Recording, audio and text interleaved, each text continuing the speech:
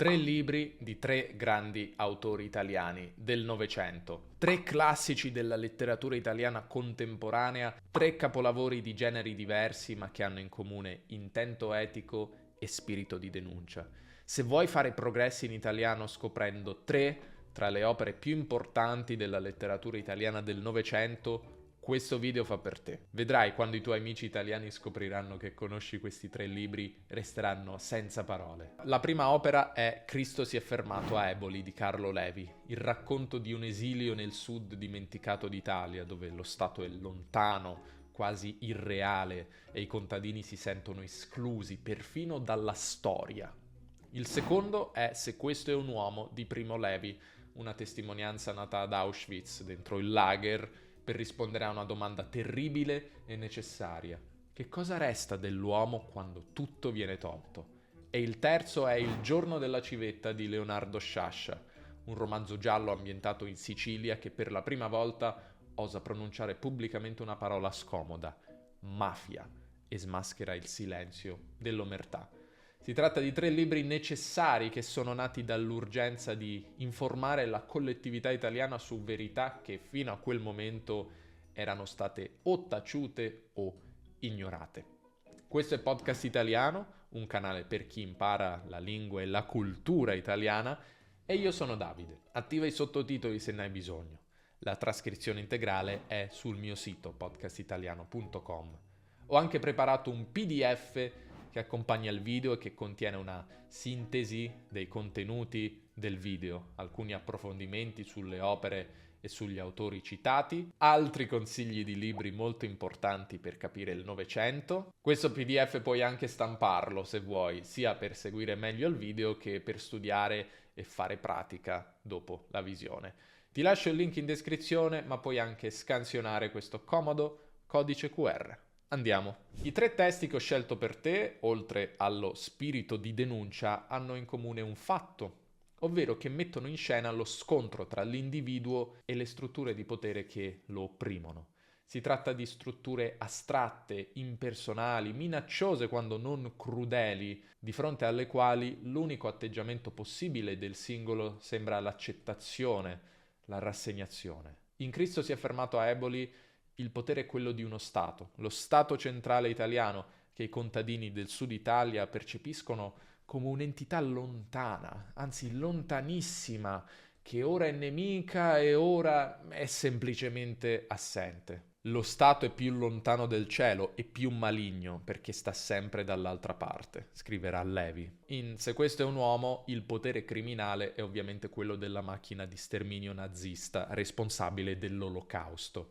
E nel giorno della civetta, infine, il potere occulto contro cui l'individuo si scontra è sia quello della mafia siciliana, sia quello di uno Stato corrotto e colluso. Sebbene con sfumature diverse, i tre romanzi rientrano nel clima culturale del neorealismo, o ne sono immediatamente successivi. Hanno in comune l'esigenza di usare un linguaggio chiaro, diretto e razionale, di documentare la realtà così com'è, senza abbellimenti letterari, e infine di partire da fatti autobiografici o di cronaca realmente accaduti. Soffermiamoci ora su ciascuna di queste opere in ordine di pubblicazione, a cominciare quindi da Cristo si è fermato a Eboli. Il libro è stato pubblicato nel 1945 dalla casa editrice torinese Einaudi. Ebbe subito un grande successo di pubblico e raggiunse ben presto una fama internazionale. Si tratta di un'opera autobiografica, al confine tra il romanzo di memorie e il saggio storico antropologico. La storia è ambientata nel sud Italia, precisamente in Basilicata, ancor più precisamente in Lucania. È in questa regione che l'autore, originario del nord di Torino, come me, fu condannato da Mussolini all'esilio a causa della sua attività politica antifascista. Nel libro Carlo Levi solleva il problema del mezzogiorno, cioè del sud Italia, descrivendo la miseria, l'arretratezza e la condizione di abbandono dei contadini lucani. Il libro ha il merito di aver portato per la prima volta all'attenzione pubblica e al centro del dibattito politico il divario tra il nord e il sud Italia in termini di sviluppo socio-economico. Dal libro nel 1979 è stato tratto il film omonimo per la regia di Francesco Rosi, interpretato tra gli altri da Gianmaria Volonté, che con il suo volto iconico ha contribuito a rendere viva e eterna l'immagine dell'esilio di Levi in Lucania nell'immaginario collettivo italiano. Il libro parla appunto di questo esilio tra i paesi di Gagliano, oggi Aliano, e Grassano. La Eboli, citata nel titolo, è una piccola città della Campania, subito a nord della Lucania, che rappresenta simbolicamente il confine tra la possibilità di un'esistenza umana e la realtà di un'esistenza animale. I contadini lucani che vivono a sud di Eboli, tra i quali Levi trascorre i giorni del suo confino, così parlano di loro stessi. Noi non siamo cristiani. Cristo si è fermato a Eboli. Cristiano vuol dire nel loro linguaggio uomo. Noi non siamo cristiani, non siamo uomini, non siamo considerati come uomini, ma bestie. E ancora meno delle bestie, perché noi dobbiamo subire il mondo dei cristiani, che sono di là dall'orizzonte, e sopportarne il peso e il confronto. Cristo si è davvero fermato a Eboli, dove la strada e il treno abbandonano la costa di Salerno e il mare e si addentrano nelle desolate terre di Lucania. Cristo non è mai arrivato qui, né vi è arrivato il tempo, né l'anima individuale, né la speranza, né il legame tra le cause e gli effetti, la ragione e la storia. Un mondo, quello della Lucania, irrazionale, primitivo, magico e pagano. Un mondo popolato da personaggi arcaici e misteriosi che Levi osserva e descrive, medici incompetenti, preti pedofili e ubriaconi, becchini abili ad addomesticare i lupi, donne streghe, mariti gelosi, attori, viaggianti, briganti. Ecco, briganti, soffermiamoci un attimo su di loro perché risulta particolarmente interessante la contestualizzazione molto lucida che nel libro viene fatta del fenomeno caratteristico del sud di quei tempi, del brigantaggio, parola con cui ci si riferisce all'azione di bande criminali, no? Di briganti, appunto, che infestavano le campagne e le vie di comunicazione per rubare e uccidere. Un'azione indotta dalla disperazione, autorizzata da uno Stato assente. Così lo descrive Levi. Il brigantaggio non è che un accesso di eroica follia e di ferocia disperata, un desiderio di morte e distruzione senza speranza di vittoria. L'antropologa e etnologa Clara Gallini ha sottolineato l'importanza capitale del libro di Carlo Levi nella storia delle discipline antropologiche in Italia, segnando una svolta nella comprensione del sud del mondo. Passiamo ora al secondo dei nostri romanzi, Se questo è un uomo, di un altro Levi, Primo Levi. Si tratta di un libro di memorie, romanzo testimonianza ambientato ad Auschwitz, dentro il campo di concentramento. In quel campo l'autore fu tenuto prigioniero e può denunciare l'orrore e la deumanizzazione di cui è stato testimone. Il manoscritto, pensa, fu rifiutato dall'importante casa editrice Einaudi per ben 2 volte. L'autore fu costretto a rivolgersi alla piccola casa editrice De Silva, che stamperà l'opera nel 1947 in sole 2500 copie. Il successo enorme del libro dovrà attendere fino al 1958, anno in cui l'opera venne nuovamente pubblicata proprio da Einaudi. Per ammissione dello stesso autore, il libro era nato fin dai giorni di Lager per il bisogno irrinunciabile di raccontare agli altri, di fare gli altri partecipi, ed è stato scritto proprio per soddisfare questo bisogno profondo. Il titolo del libro, Se questo è un uomo, si spiega con i versi introduttivi, ispirati a un'antica preghiera della liturgia ebraica, versi famosissimi che fanno tremare le vene e che mettono ognuno di noi di fronte a una responsabilità, la responsabilità della memoria. Voi che vivete sicuri nelle vostre tiepide case, voi che trovate, tornando a sera, il cibo caldo e visi amici, considerate se questo è un uomo che lavora nel fango, che non conosce pace, che lotta per mezzo pane, che muore per un sì o per un no. Considerate se questa è una donna, senza capelli e senza nome, senza più forza di ricordare, vuoti gli occhi e il freddo grembo, come una rana d'inverno. Meditate che questo è stato. Vi comando queste parole. Scolpitele nel vostro cuore, stando in casa, andando per via, coricandovi, alzandovi. Ripetetele ai vostri figli, o vi si sfaccia la casa, la malattia vi impedisca, i vostri nati torcano il viso da voi. Dei versi che purtroppo sono ancora molto attuali. In poche righe l'autore riesce a fare molte cose insieme, riesce a descrivere in maniera sintetica la realtà dei lager, la vita dei prigionieri nei campi di concentramento, uomini che lavorano nel fango per un pezzo di pane e donne private della femminilità e dell'identità. Riesce a porre la vita nei lager fuori dalla vita, la vita vera, attraverso il contrasto con le tiepide case sicure dove si trovano cibo caldo e visi amici. Riesce a lanciare un appello ai lettori, il voi a cui si rivolge. L'appello è quello della memoria. Questo è stato, una memoria che diviene un dovere, un vi comando da tramandare di generazione in generazione. Ripetetele queste parole ai vostri figli. Nel libro l'autore analizza le regole di funzionamento della società dei campi, regole insensate ed arbitrarie, le dinamiche di gruppo che si innescano tra i prigionieri, le strategie di sopravvivenza e quelle di conservazione della dignità, gli episodi isolati di solidarietà tra i prigionieri.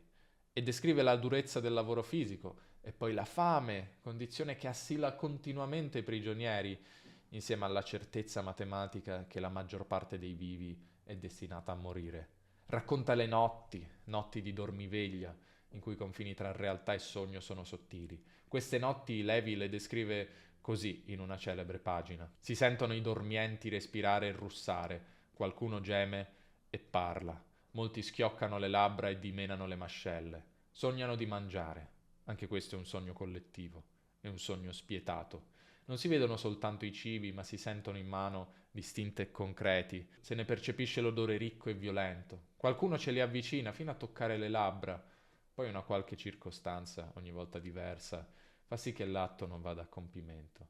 Nemmeno nel sogno i prigionieri di Auschwitz riescono a mangiare.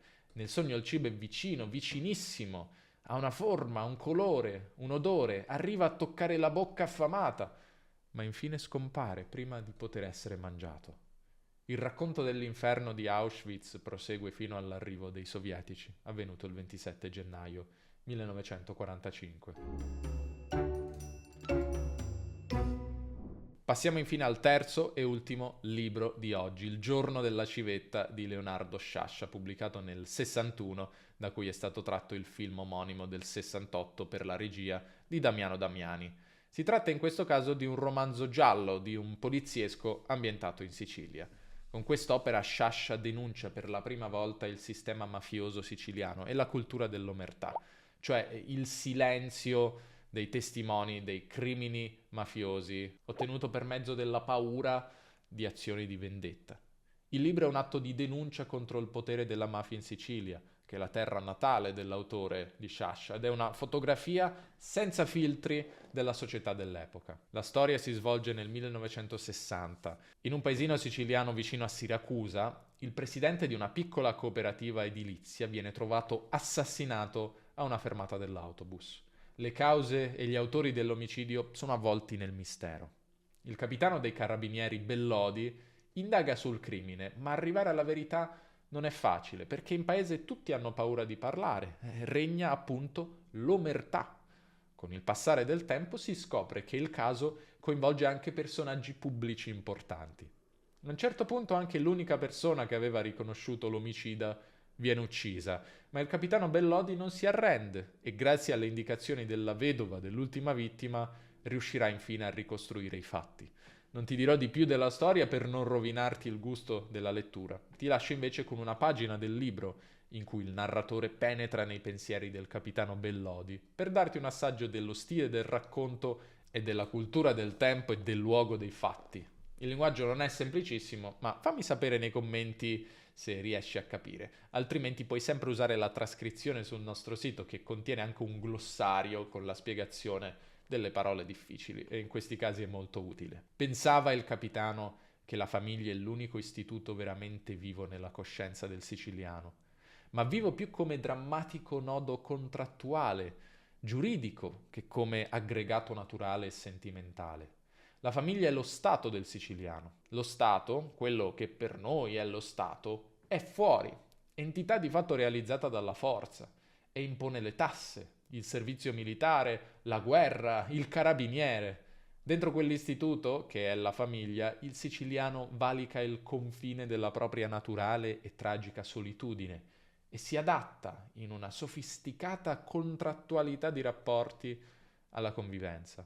Sarebbe troppo chiedergli di valicare il confine tra la famiglia e lo Stato. Siamo giunti al termine dei consigli di lettura di oggi. Che ne pensi della selezione che ti ho proposto? Quale dei 3 libri ha catturato la tua attenzione e perché? Quale ti piacerebbe leggere per primo?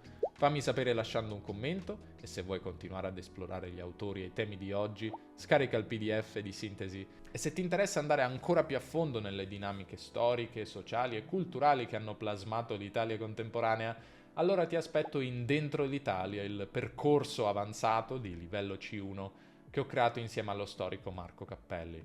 È un corso pensato per chi ha già un buon livello di italiano e unisce italiano avanzato e temi storici, sociali e culturali. Parliamo di miracolo economico, di politica, di chiesa, di mafia appunto, di identità regionale, temi complessi, temi reali, molto importanti e anche spesso un po' controversi come piace a me. Ogni episodio è accompagnato da approfondimenti grammaticali, lessicali, esercizi, trascrizioni, flashcard e anche una comunità dove puoi confrontarti e metterti alla prova con altri studenti e con la nostra insegnante. Quindi se vuoi davvero entrare nella complessità del paese e non fermarti come fanno in tanti alla superficie più turistica, Dentro l'Italia è il passo successivo naturale del tuo percorso. Trovi tutte le informazioni nel link in descrizione. Buona lettura, buono studio e alla prossima!